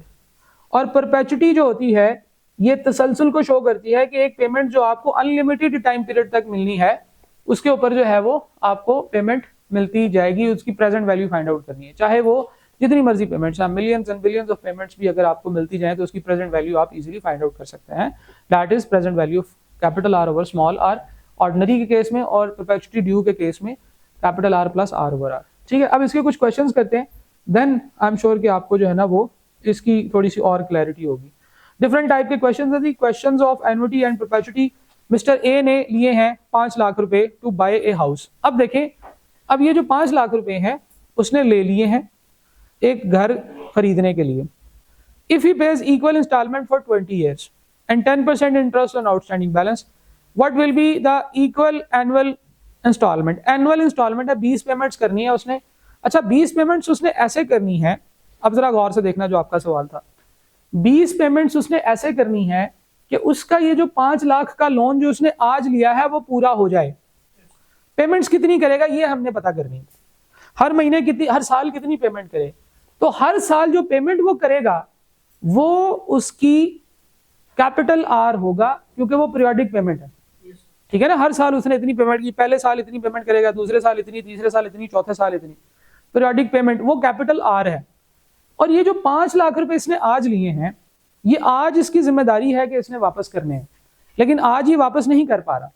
ये फ्यूचर में जितनी पेमेंट्स करेगा उन सब की प्रेजेंट वैल्यू 5 लाख के इक्वल होनी चाहिए, यानी कि फ्यूचर में इतनी पेमेंट्स करे कि आज के 5 लाख रुपए पूरे हो जाएं, ठीक है। तो ये जो लोन इसने लिया है, जिसको आप कंफ्यूज समझ रहे थे कि ये हमारा जो है ना आर है, ये हमारी पीरियोडिक पेमेंट नहीं है, ये हमारी प्रेजेंट वैल्यू है कि लोन हमने इतना लिया हुआ है और हमने फ्यूचर में इतनी पेमेंट्स करनी है कि उन सारी पेमेंट्स की प्रेजेंट वैल्यू 5 लाख के इक्वल हो जाए। तो हम कहेंगे कि यार आज हम तुमसे कमिट करते हैं कि हम तुम्हें फ्यूचर में इतने इतने पैसे देंगे, क्योंकि इन सारे पैसों की प्रेजेंट वैल्यू 5 लाख रुपए है। तुमसे मैंने 5 लाख का लोन लिया, तुम्हें मैंने 5 लाख वापस कर दिया, ठीक है। ये नहीं, एस नहीं है, ये पी है, आज की तारीख पे वैल्यू है। इसकी फ्यूचर वैल्यू निकाल लेंगे अगर निकालनी होगी तो, फ्यूचर वैल्यू तो नहीं है। देखिए, लोन आज लिया है, आज आपने उसको रिटर्न करने हैं ना पैसे, क्या ख्याल है? 20 साल बाद में रिटर्न नहीं करने, आज रिटर्न करने, हमने उतने पैसे उसको फ्यूचर में रिटर्न करने हैं जिनकी प्रेजेंट वैल्यू 5 लाख के इक्वल हो। क्या ख्याल है? ऐसे आइए, ठीक है। ये स्टार्ट में करेंगे ना एंड पे करेंगे। ये 5 लाख रुपए के इक्वल हमने फ्यूचर पेमेंट्स करनी, ठीक है। इसको पी के इक्वल रखते हैं और सॉल्व करते हैं, सॉल्व करके आपको समझ आएगी। देखना जरा, प्रेजेंट वैल्यू ऑफ, जब आप लोन लेते हैं, जितनी अमाउंट का आपने लोन ले लिया है, जिसको आपने वापस करना है, वो आपका पी होगा, ठीक है। आपने आर फाइंड आउट करना है, टाइम पीरियड आपका 20 ईयर्स है, रेट आपका 10% है, कंपाउंडिंग का कुछ नहीं बताया तो कंपाउंडिंग फ्रीक्वेंसी 1 के इक्वल रखेंगे हम, ठीक है जी। इक्वल एनुअल इंस्टॉलमेंट बताएं कितनी है, ना ये बताया कि एनुइटी ऑर्डिनरी है, ना बताया ये ड्यू है, तो फिर एनुइटी ऑर्डिनरी कंसिडर किया जाएगा, ठीक है। जरा अब देखना, जरा present value of annuity ordinary is equal to capital R into 1 minus 1 plus R raise to power minus T divided by R. क्या आंसर बनता है जी? ठीक है जी। हमारे पास P है 500,000 is equal to capital R आपने फाइंड आउट करना है 1 माइनस 1 प्लस रेट है जी 10%, टाइम है -20 ईयर्स डिवाइडेड बाय 0.1 या 10% भी, आप यहाँ पे भी 10% लिख लेते हैं। अब जरा देखो आर कितना निकल रहा है, आर कितना निकल रहा है जी? Option A 58,729। अब जरा इधर देखना भाई, आज मैंने उस बंदे से 5 लाख रुपए, कितना था, 5 लाख था, 8 लाख था, 5 लाख का लोन लिया है। अगर आज ही वापस कर दूं तो उस लोन का मुझे क्या फायदा होगा? कोई फायदा नहीं है। मैं अब उसे कह रहा हूं कि मैं अब तुम्हें हर एक साल के बाद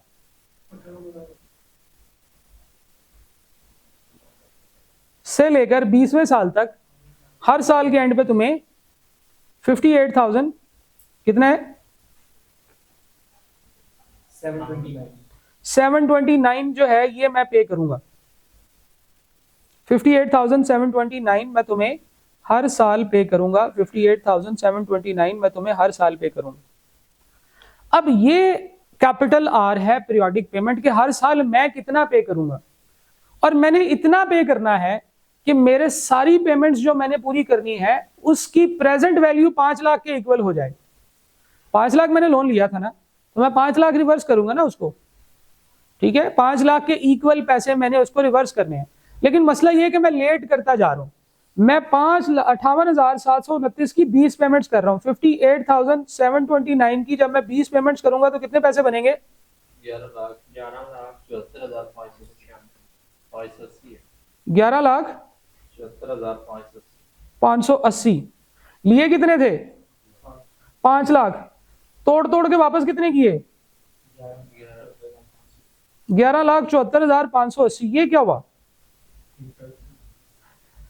हमने उसको तोड़ तोड़ के जब पैसे दिए और फ्यूचर में दिए, तो फ्यूचर में जो पैसे होते हैं उनकी वैल्यू तो होती है कम।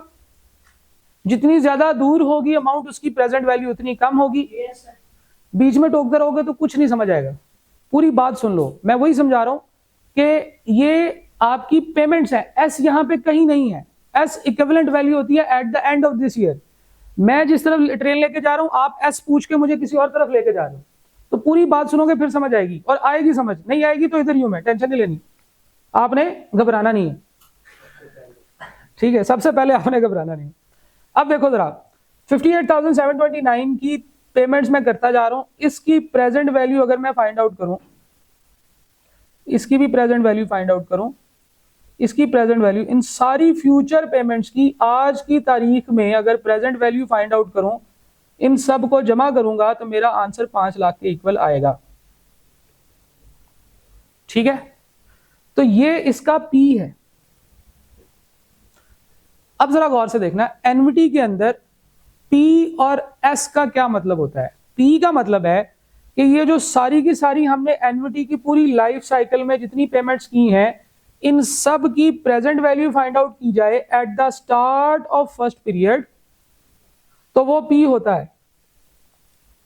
और अगर इन सब की future value at the end of last period calculate करें तो वो एस होता है। ठीक है? या इसको फ्यूचर वैल्यू कह सकते हैं, फ्यूचर वैल्यू होती। अब देखो जरा, ये बात मैंने आपको एक दफा पहले भी बताई थी। किधर बताई थी? जब हम लोग कंपाउंड इंटरेस्ट और सिंपल इंटरेस्ट के अंदर एस और पी की एक्सप्लेनेशन समझ रहे थे। मैंने आपको ये कहा था कि ये नोट कर लो कि ये इक्विवेलेंट प्रेजेंट वैल्यू और इक्विवेलेंट वैल्यू होती है। ये देखो, इक्विवेलेंट वैल्यू और इक्विवेलेंट वैल्यू। इक्विवेलेंट वैल्यू से मुराद है कि एस हो या पी, ये क्वांटिटी में फर्क होंगे। एस क्या था, जैसे हमारी एग्जांपल थी उसमें एस 11 लाख समथिंग था और पी हमारे पास कितना था?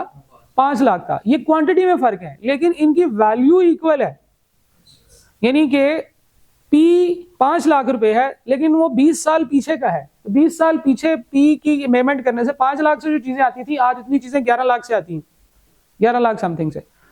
तो जनाब, जब आपने लोन लेना है तो आपने बेसिकली क्या करना होता है, गौर से सुनना, आपने ये काम करना होता है कि फ्यूचर की जितनी पेमेंट्स है ना, आपने फ्यूचर में इतनी पेमेंट्स करनी है कि आज का लोन जो आपने लिया है वो वापस कर सकें।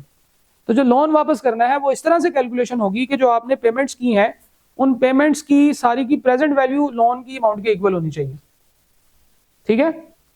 अब आपने इसको इस तरह से समझना है कि हम ऐसे चाहते हैं कि हमारी जो टोटल पेमेंट्स हैं उनकी प्रेजेंट वैल्यू लोन की अमाउंट के इक्वल आ जाए। तो जब हम लोन लेते हैं, ठीक है जी, तो हम लोग फिर उसको पी के इक्वल रखते हैं। जब भी कहीं पे लोन का जिक्र आएगा, आपने उसको पी के इक्वल रखना है और आर फाइंड आउट करना है। वो पूछेगा पेमेंट्स कितनी करनी है, कैसे करनी है, आपने उसको आर से वो जो है वो डिनोट करना है। ठीक है जी, पेमेंट्स को आर से और जो इनिशियल लोन है वो पी से। अगर एक मिनट को ना, ये टाइम पीरियड है ना, इसमें पेमेंट्स हो रही हैं, हो ही जा रही हैं। अगर वो इस डेट की किसी अमाउंट की बात करेगा तो वो आपकी फ्यूचर वैल्यू होगी। अगर वो इस डेट पे कोई लोन लिया है या कोई और काम किया है तो वो आपकी प्रेजेंट वैल्यू होगी, पी जिसे हम कहते हैं, या फ्यूचर वैल्यू को एस कहते हैं। तो बस आप इतना सा ज़हन में रखें और बाकी क्वेश्चंस आपको खुद ही समझ आ जाएगा। सवाल अगला करते हैं, फिर इंशाल्लाह आपको ये और बेहतर समझ आएगा। Ali paid 3,434 per month for 3 years। अब देखो, उसने 34,434 रुपए हर महीने पे किए हैं 3 सालों तक। ये पी है कि आर है? आर है। क्यों? क्योंकि बार बार पे हुआ है। ठीक है, बार बार पे हो रहा है, हर महीने पे हो रहा है 3 सालों तक, टू पे बैक ए बैंक लोन। अब लोन उसने कब लिया होगा? शुरू में लिया होगा ना, लोन तो शुरू में लिया होगा। Calculate the amount borrowed by Ali and interest paid thereon. तो फिर उसने क्या फाइंड आउट करने के लिए कहा है? लोन की अमाउंट। लोन जो होता है वो हमारी प्रेजेंट वैल्यू होता है, पी होता है। आज की तारीख में जितनी अमाउंट ली है वो हमारा लोन है। तो हमने पी फाइंड आउट करना है और इंटरेस्ट भी फाइंड आउट करना है। अगर इंटरेस्ट चार्ज होता है 14.5% per annum on the outstanding amount on A monthly basis, 14.5% compound monthly है जी, ये rate of interest 14.5% compound monthly है। फार्मूला वही होगा। इन्फॉर्मेशन जो यहाँ पे दी गई है वो मैं आपको लिख लेता हूँ कि कैपिटल आर है 34,434, टाइम जो है 3 years है, और अगली जो इन्फॉर्मेशन उसने दी है रेट जो है ये 14.5% कंपाउंड मंथली है, मंथली बेसिस लिखा हुआ ना, ठीक है जी।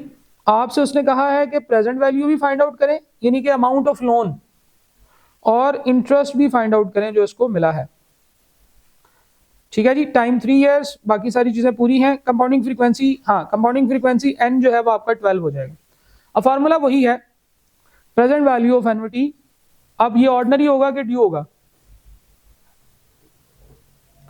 क्वेश्चन में तो कहीं नहीं लिखा एन्युटी ऑर्डिनरी है कि ड्यू है, तो एन्युटी ऑर्डिनरी कंसीडर होगा। Present value of annuity ordinary is equal to capital R into 1 minus 1 plus R raise to power minus T over are.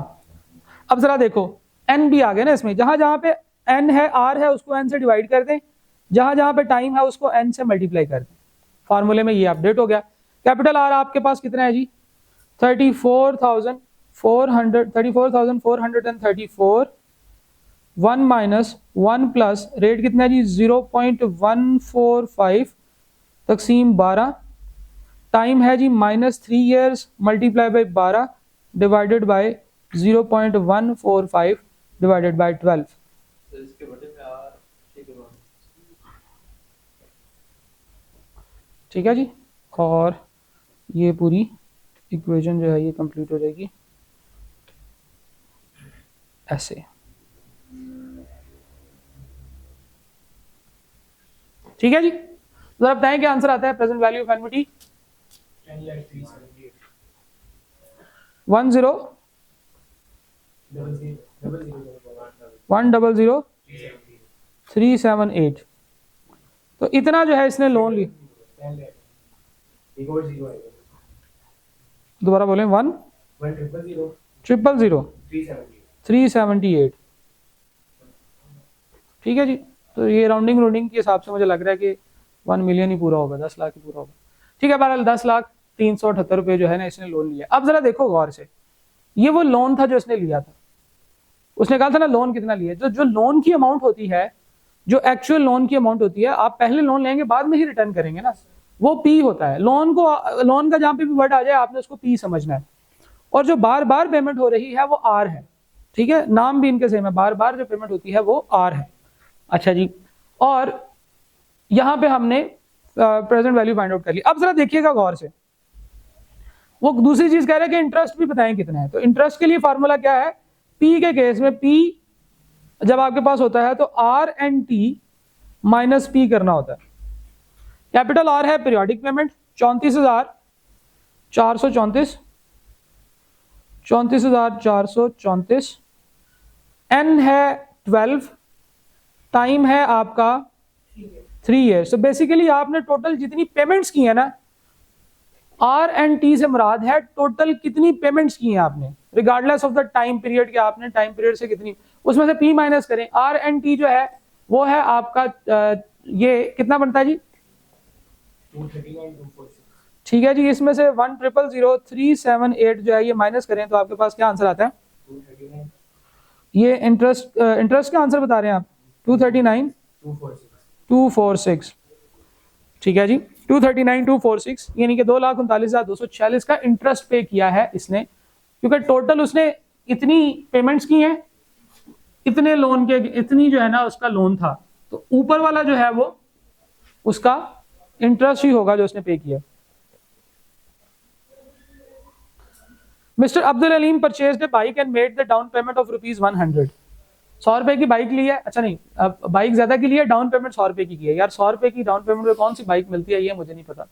Basically ये सवाल थे उसके डॉलर्स के, तो डॉलर्स में, और ये बाइक भी जो है ना बाईसाइकिल है असल में, तो इस वजह से चले समझ आए। He agree to pay the ₹60 per month thereafter for 1 year। अब ये 60 पर मंथ उसने पे करने के लिए एग्री किया है। अब ये 60 रुपए पर मंथ जो है ये इसकी पीरियोडिक पेमेंट है, ये बार बार होगी, तो ये 60 रुपए कैपिटल आर है, ठीक है जी। If the interest rate was 7% compound monthly, what was the cash price of bike. अच्छा, यहाँ पे जो इन्फॉर्मेशन है वो ये है कि 100 रुपए उसने डाउन पेमेंट में पे कर दिए हैं। डाउन पेमेंट, डाउन पेमेंट का मतलब है जो अप फ्रंट पेमेंट कर दी है, इसको अप फ्रंट पेमेंट भी कहते हैं। ये 100 रुपए है। उसके बाद बाकी जो उसके पैसे रह गए हैं, उसने कहा जी कि बाकी मैं उधार पे करूंगा, तुमको हर महीने 60 रुपए दिया करूंगा, 60 per month thereafter for 1 year, ठीक है जी। तो हमारे पास जो टाइम है वो 1 ईयर है। कैपिटल आर पीरियोडिक पेमेंट 60 रुपए की है, और जो हमारे पास रेट है वो 7% कंपाउंड मंथली है। स्मॉल आर 7% है, और एन जो है वो 12 है। अब जरा देखिएगा, एक कार हमें कितने में पड़ी, जितने की आज हम उसको डाउन पेमेंट कर रहे हैं। एक साइकिल हमें कितने की पड़ी, जितने की हम डाउन पेमेंट कर रहे हैं, plus present value of future payments. Future में जितनी पेमेंट्स करेंगे उनकी प्रेजेंट वैल्यू। तो हमारे पास जो कार की जो कैश प्राइस है, किसी भी चीज की कैश प्राइस जिसमें डाउन पेमेंट भी शामिल होती है, हम ये कहते हैं कि हम उसकी down payment plus present value of future payments, ये दोनों जमा करते हैं।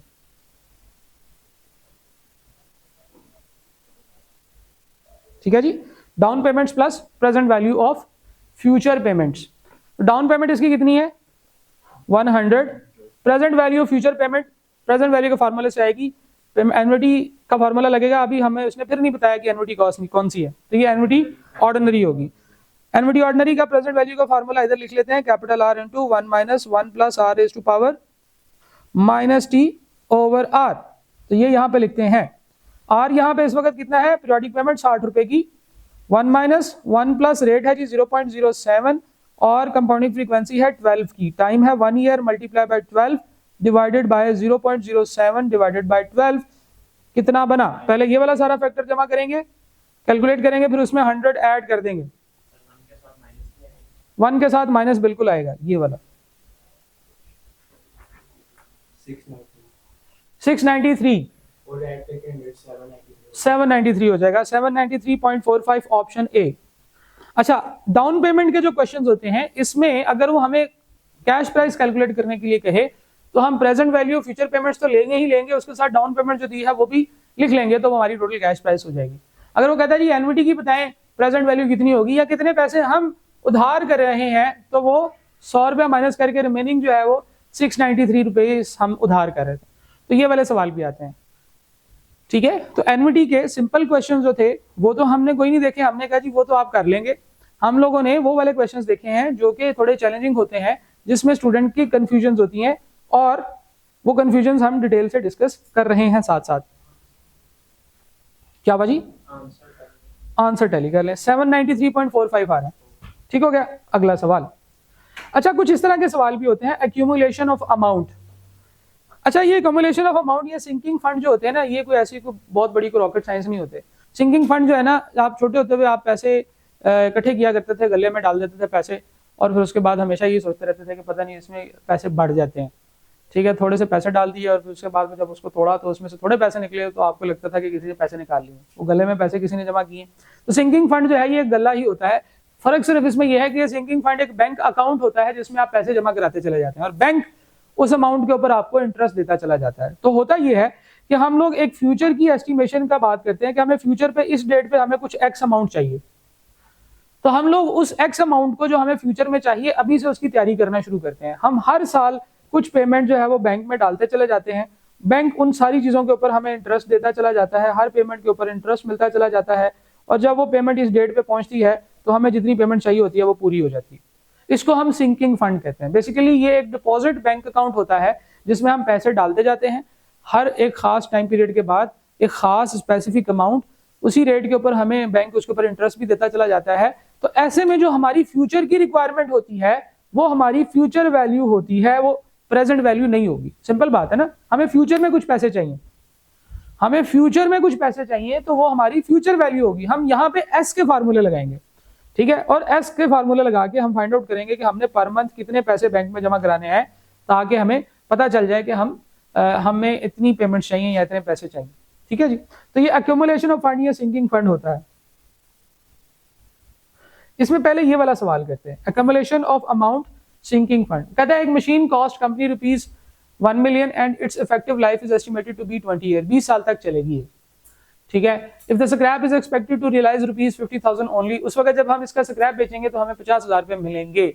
Find the sum to be invested every year at 13.25% compound annually for 20 years to replace the machine which cost 30% more over its present value, ठीक है जी। तो उसने हमें ये कहा है कि आज से 20 साल के बाद हमें एक मशीन परचेज करनी पड़ेगी 20 years के बाद, और वो मशीन जो है वो हमें कुछ कॉस्ट करेगी। कितनी कॉस्ट करेगी डायरेक्ट नहीं बताया, लेकिन इनडायरेक्टली बताया, हम इनडायरेक्टली कैलकुलेट करते हैं। अच्छा, दूसरा उसने ये कहा है कि ये पैसे उस वक्त हमारे पास नहीं होंगे, इसलिए आज से ही इकट्ठे करना शुरू करेंगे। हम हर साल कुछ पैसे अपनी जेब खर्च में से निकाल के एक बैंक अकाउंट में डाला करेंगे, जो बैंक हमें 13.5% 13.25% जो है कंपाउंड एनुअली इंटरेस्ट देता है। हम कुछ ऐसे पैसे, इतने पैसे रखेंगे ना कि ताकि हम आराम सुकून से हम यहाँ तक पहुंच जाए, ज्यादा भी नहीं चाहिए हमें, कम भी नहीं बर्दाश्त कर सकते हम। तो हम लोगों ने आर फाइंड आउट करना है कि हम हर साल कितनी पेमेंट करें जो हमारी फ्यूचर में जितनी पेमेंट हमें चाहिए उसके इक्वल हो जाए। और ये कहां से आएगी, ये जरा देखें। उसने कहा जी 1 मिलियन का एक एसेट है और 20 साल बाद ये 30% मोर कॉस्ट करेगा, हमें 30% महंगा हो जाएगा। तो इसका मतलब ये है कि इसका 30%, यस 1 मिलियन का 30% 3 लाख, अब ये 13 लाख रुपए का हो जाएगा। अच्छा, इस सवाल में एक और चीज भी है, ये एसेट जो है ये हमें फ्यूचर में 13 लाख रुपए का मिलेगा। एक और चीज है, उसने कहा कि जो पुराना एसेट है जब हम उसे बेच देंगे तो 50,000 हमें उससे बेनिफिट भी आ जाएगा, ठीक है। तो 50,000 हमें उससे पैसे उस वक्त इससे भी मिल जाएंगे। तो हमने वो कम से कम खर्चा इकट्ठा करना है जिससे कि हम 13 लाख रुपए इकट्ठे कर पाए। तो ये जो 50,000 रुपए हैं ये उस वक्त हमारे पास हाथ में होंगे। इसका मतलब ये है कि हम इस 50,000 को इसमें से माइनस करेंगे और रिमेनिंग जो अब हमने पैसे इकट्ठे करने हैं वो है जी 12,50,000 रुपए। अब हमें फ्यूचर में चाहिए 12,50,000 रुपए, 1.25 मिलियन। और आज से हम बैंकों में पैसे, आज से नहीं, आज से हम सोचेंगे और इस साल के एंड पे हम पहली पेमेंट करा देंगे, क्योंकि उसने ये कहा है find the sum to be invested every year to replace the machine. तो अब ये हम अज्यूम नहीं करेंगे कि हमने आज से ही पेमेंट करनी है। अगर उसने आज का कहा होता कि पहली पेमेंट आज ही हमने बैंक में जमा करानी है तो हम करते, अदरवाइज हम इसको यही अज्यूम करेंगे कि पहले साल के एंड पे हम पहला आर जमा कराएंगे, दूसरे साल के एंड पे दूसरा आर, ठीक है जी। पहले साल के एंड पे एक आर, ये फिर दूसरा आर, ये तीसरा आर, इस तरह से हम जमा कराते जाएंगे कि ये सारे के ऊपर जब इंटरेस्ट लगता जाएगा और ये सारे पैसे यहाँ पे पहुंच के तो हमारे पास 12,50,000 के इक्वल हो जाएंगे, ठीक है जी। 50,000 कहाँ से आया, ये लिखा हुआ है। उसने कहा था कि जो पुरानी मशीन है ये उस वक्त 50,000 की बिक जाएगी। स्क्रैप पुरानी चीजों को बेचने को कहते हैं, क्या ख्याल है? चले आगे। अच्छा, अब देखिएगा जरा, हमारे पास ये 12,50,000 रुपए क्या है, फ्यूचर की वैल्यू है। फ्यूचर की वैल्यू को हम FV कह सकते हैं या S कह सकते हैं, चलें FV कह लेते हैं इस सवाल में। 12,50,000 हमारे पास जो कैपिटल R है वो हमने फाइंड आउट करना है। हमारे पास जो छोटा R है वो कितना है, 13.25%। हमारे पास कंपाउंडिंग फ्रीक्वेंसी कितनी है, 1। और हमने क्या फाइंड आउट करना है, R ही फाइंड आउट करना है, ठीक है जी। टाइम हमारे पास कितना है, 20 ईयर्स। तो लगाएं जरा फार्मूला और मुझे R बताएं क्या होता है। 14,997, 14,997। अब देखो जरा, हर साल 14,997 हम बैंक में जमा कराएंगे। बैंक पहले साल जो 14,997 इस डेट पे हम देंगे उसको 14,997, वो इसके ऊपर पकड़ेगा और इसको काम पे लगा देगा और इसके ऊपर 19 साल आपको इंटरेस्ट देगा। ये वाला जो दूसरा आर है इसके ऊपर 18 साल आपको इंटरेस्ट देगा। ये वाला जो तीसरा आर है इसके ऊपर 17 साल इंटरेस्ट मिलेगा।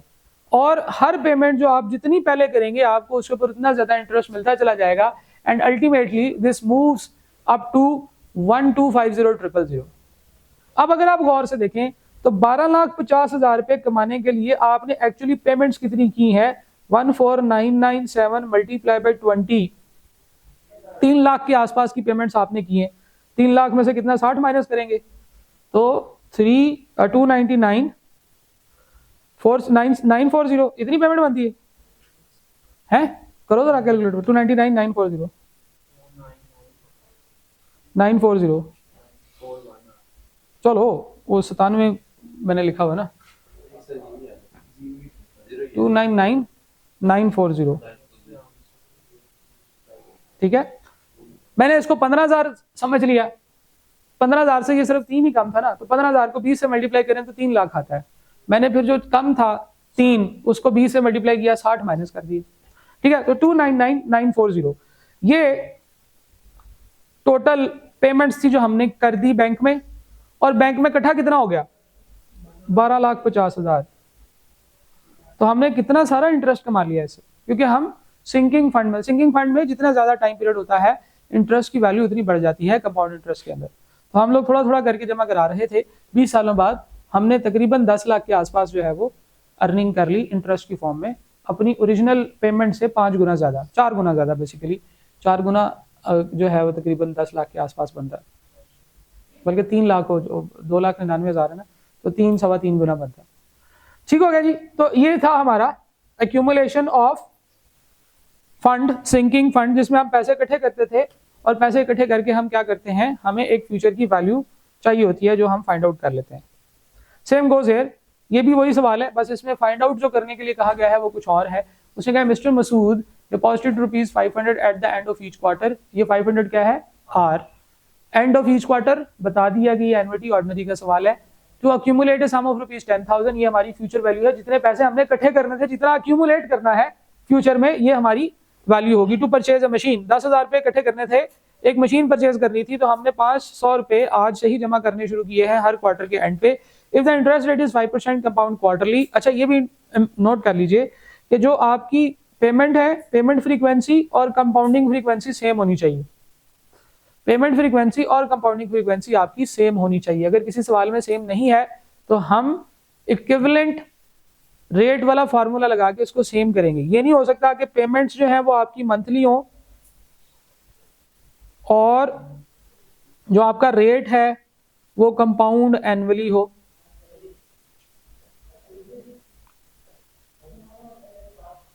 ये नहीं हो सकता, ठीक है जी।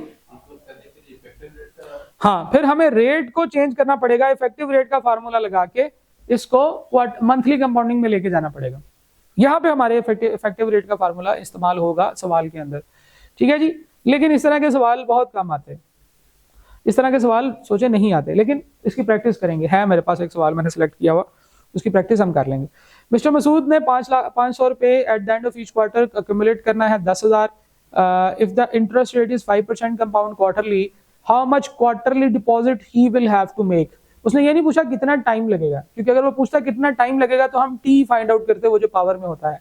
उसने हमसे पूछा क्वार्टरली पेमेंट्स कितनी करेंगे, तो पहले आप टी फाइंड करेंगे, टाइम कितना है, और एक साल में आपको पता है 4 पेमेंट्स होती हैं, तो उसको सिंपल आप 4 से मल्टीप्लाई कर देंगे तो क्वार्टरली पेमेंट्स आ जाएंगे। तो बेसिकली अगर हम बात करें, हमारा जो फ्यूचर वैल्यू का फार्मूला है, future value is equal to capital R into 1 plus R raise to power T minus 1 over R. जब हमारे पास n आता है तो r को n से डिवाइड करते हैं और t को n से मल्टीप्लाई कर देते हैं। तो ये n और t इन दोनों को आपस में मल्टीप्लाई करने से जो फैक्टर आता है ये हमारी होती है कि हमने टोटल पेमेंट्स कितनी करनी है, ये हमारी टोटल पेमेंट्स होती हैं। अगर n 1 होगा तो जितने साल उतनी पेमेंट्स, तो t इंटू n t के इक्वल ही आएगा। जैसे हमने सबसे पहले एग्जाम्पल में देखा था कि टाइम अगर 6 ईयर है और साल में एक दफा पेमेंट हो रही है तो 6 पेमेंट्स आप करेंगे, ठीक है। तो ये t इंटू n जो है ये बेसिकली आपका होता है टोटल नंबर ऑफ पेमेंट्स के इक्वल।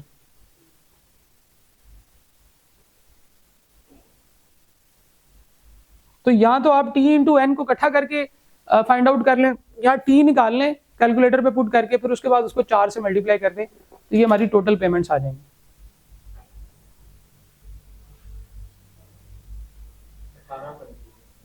टोटल पेमेंट 18 डिपॉजिट्स होंगे, ठीक है। अगर वो कहते ना कितना टाइम लगेगा तो फिर हम ईयर्स में t निकाल लेते, बस n की भी कैलकुलेशंस में आ जाता। लेकिन अब जो है वो n के साथ उसको मल्टीप्लाई करना है, फिर आपका आएगा, क्योंकि इसमें सिर्फ t अननोन है। जब आप कैलकुलेटर से जो आंसर t का निकालेंगे वो सिर्फ t का आंसर होगा, वो t मल्टीप्लाई बाई n करना है बाद में फिर, ठीक है। क्योंकि वो पीरियोडिक पेमेंट्स पूछ रहा है, वो टाइम पीरियड नहीं पूछ रहा, वो ये पूछ रहा है कि कितनी पेमेंट्स करनी, समझे।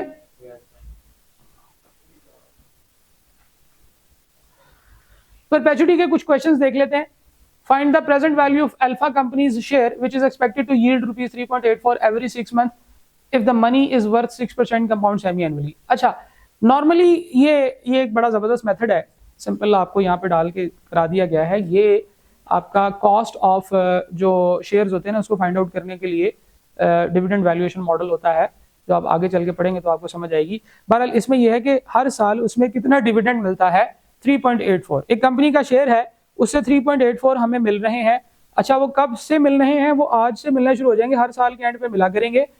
आज भी मिलेंगे, दूसरे साल में भी मिलेंगे, तीसरे साल में भी मिलेंगे, चौथे साल में, पांचवें में, छठे में, 2000वें साल में भी मिलेंगे। इन्फिनिटी ईयर्स तक पैसे मिलते रहेंगे। इन्फिनिटी ईयर्स तक हर साल 3.84 रुपीज मिलते रहेंगे। 3.84 रुपीज हर साल मिलते रहेंगे और इन्फिनिटी पे भी जाके खत्म नहीं होंगे, उससे अगले साल भी मिलेंगे। ये जो इतनी सारी पेमेंट्स होती हैं, अगर हम इनको गौर से देखें तो ये तो बहुत सारी पेमेंट्स होती हैं और इनकी वैल्यू फाइंड आउट करना पॉसिबल नहीं होता कि ये टोटल कितनी पेमेंट्स होंगी। ठीक है, हाँ, तो हमें ये नहीं पता होता कि कितनी ये पेमेंट्स होंगी, लेकिन ये कंटिन्यूअसली पेमेंट मिलती रहेंगी आपको। इनकी फ्यूचर वैल्यू फाइंड आउट करना पॉसिबल नहीं है, total number of payments find करना भी पॉसिबल नहीं है। हर पेमेंट में 3 रुपए 84 पैसे मिल रहे हैं, 3 रुपए 84 पैसे टोटल कितने पैसे मिलेंगे ये फाइंड आउट करना भी पॉसिबल नहीं है, क्योंकि ये फ्यूचर में इन्फिनिट टाइम तक मिल रही हैं। लेकिन एक बड़ा इंटरेस्टिंग फैक्टर होता है कंपाउंडिंग में और डिस्काउंटिंग में, वो ये कि ये जो अगर हम इनको डिस्काउंट करना शुरू कर दें तो फ्यूचर की बहुत आगे की जो वैल्यू है उसकी जगह पे आज हम उसकी कैलकुलेशन करें तो उसकी प्रेजेंट वैल्यूज बहुत छोटी होना शुरू हो जाती हैं। देखिए ना, एक 3.84 है, इसको अगर हम लोग डिस्काउंट करेंगे 1 साल पे तो उसकी कुछ प्रेजेंट वैल्यू आएगी, 2 साल पे कंपाउंड करेंगे और कम हो जाएगी, 3 साल पे कंपाउंड करेंगे और कम हो जाएगी, चौथे साल पे कंपाउंड करेंगे और कम हो जाएगी। तो हर पेमेंट को जो डिस्काउंट करते जाएंगे, पीछे लेकर आते जाएंगे, जितना पीछे लेकर आएंगे वो उतनी वैल्यू छोटी हो जाएगी। सही है, इसको करके देखते हैं फिर आपको समझ आएगी। लेट्स सपोज मैं ये कहता हूँ कि एक पेमेंट है हमारे पास 10,000 की, इसको हमने डिस्काउंट करना है 1 + r⁻⁻t, हमारी फ्यूचर वैल्यू थी, इसको डिस्काउंट किया 1 + r⁻⁻t। तो 10,000 पे 1 साल के ऊपर जब हम डिस्काउंट करते हैं तो क्या आंसर आता है? हम लोग कैलकुलेशन करते हैं 10,000 इंटू 1 + 0.10% रेट -1, क्या आंसर आता है जी? 1 ईयर के ऊपर 9090।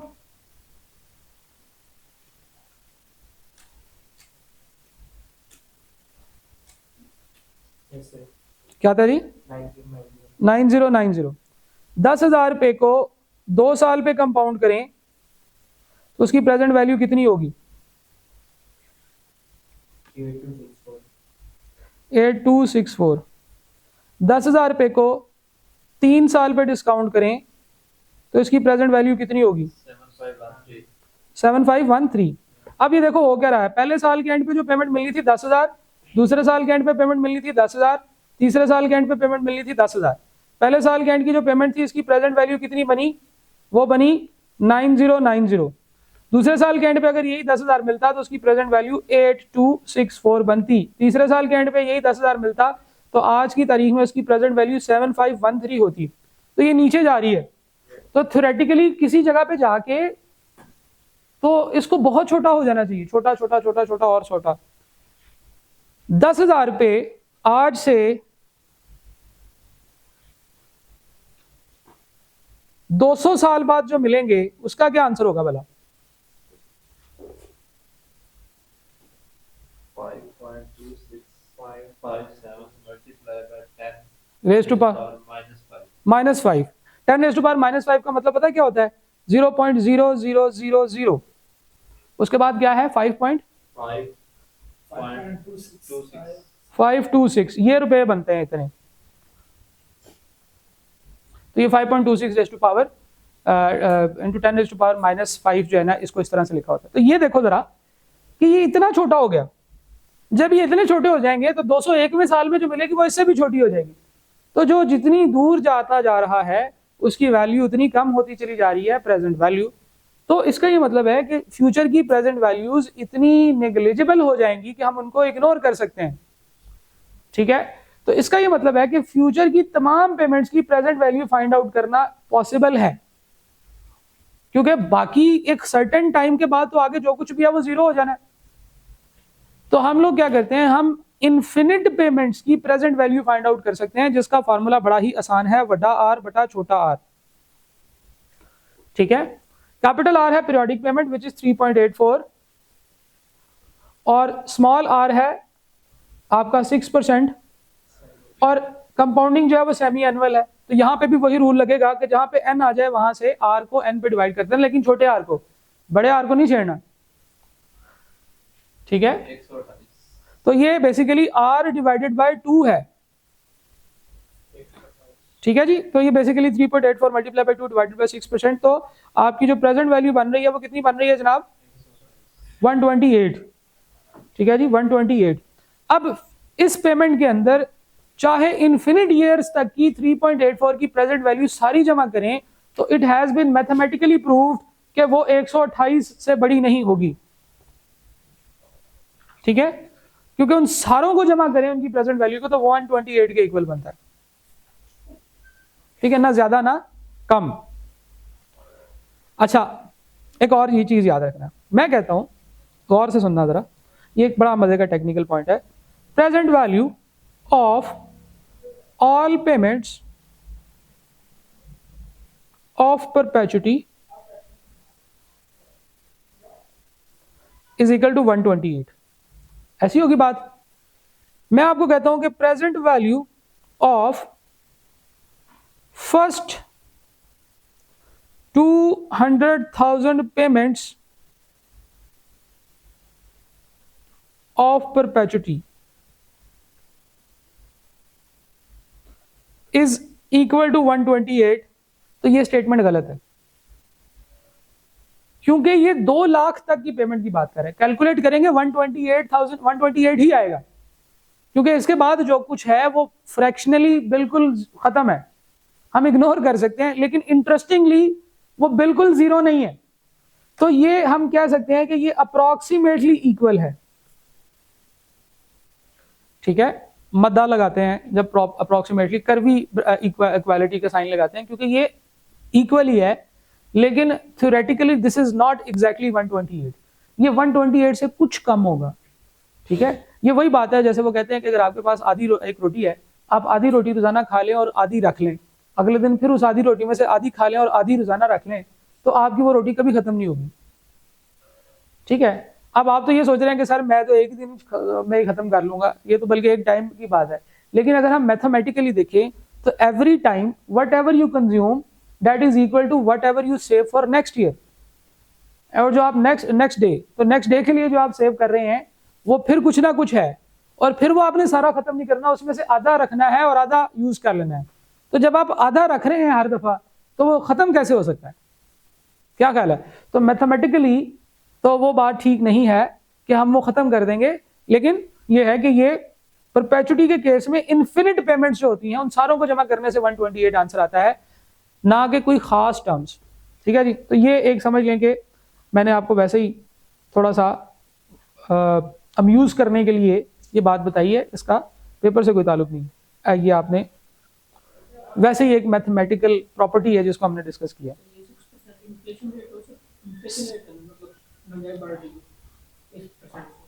नहीं, ये 6% इंटरेस्ट रेट है। जिस इंटरेस्ट रेट, असल में हम लोग इसके अंदर ना कंपैरिजन करते हैं कि हमें 6% के लिए 128 रुपए 6% के ऊपर, 128 का 6% निकालें जरा, कितना बनता है?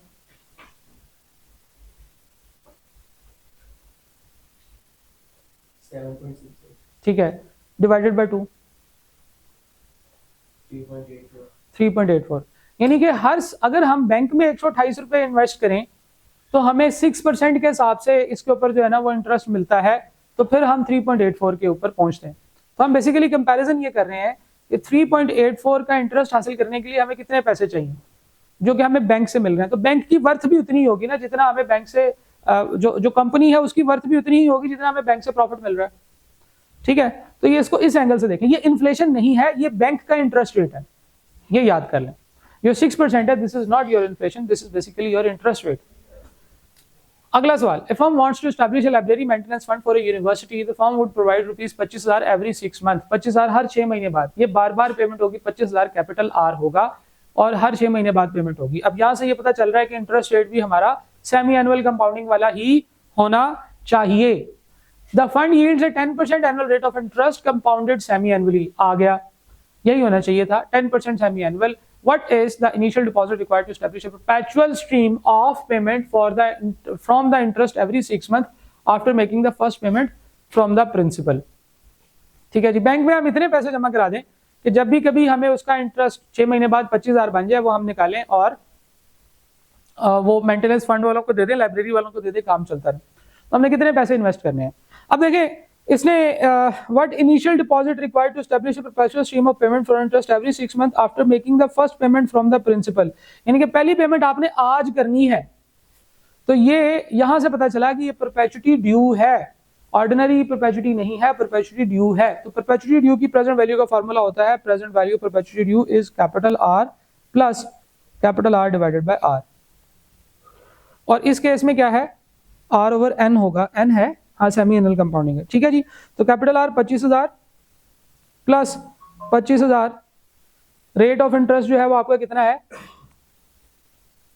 बताया हुआ है इसने 10%, 10% डिवाइडेड बाय 2, ऐसे था ना। What is the initial deposit, semi annual compounding थी, तो 25,000 10% का डिवाइड बाय 5%, 25,000 डिवाइडेड बाय 5, ये चला जाएगा 20 गुना पे 6 लाख है 5,25,000, 5,25,000।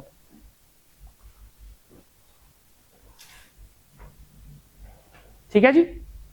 तो इस तरीके से हम लोग इसकी कैलकुलेशंस करेंगे। यहां से इंशाल्लाह जो अगले सवाल हैं वो हम कल करेंगे, और फिर कल हम ये प्रोजेक्ट इन्वेस्टमेंट अप्रेजल और इस तरह की चीज़ों को भी देखेंगे, और आपके सवाल भी होंगे। कल जो आप लोगों ने सवाल कराने हैं मुझे व्हाट्सएप कर दीजिएगा, कल हमारे पास टाइम निकला है। आप ये मेरा परसों का टारगेट था, ये वाला project investment appraisal, NPV method और बाकी चीज़ें, तो ये परसों का टारगेट था। तो कल हमारे पास टाइम है। अगर आप किसी बच्चे को किसी सवाल में कोई इशू है, एन्युटी ऑर्डिनरी का, एन्युटी का, परपेचुटी का, किसी भी सवाल का, उसकी स्क्रीनशॉट मुझे व्हाट्सएप कर देनी है। कल मैं वो स्लाइड्स पे लिख कर ले आऊँगा, फिर हम उसे सॉल्व कर लेंगे। ठीक है जी, चलें जी, थैंक यू वेरी मच।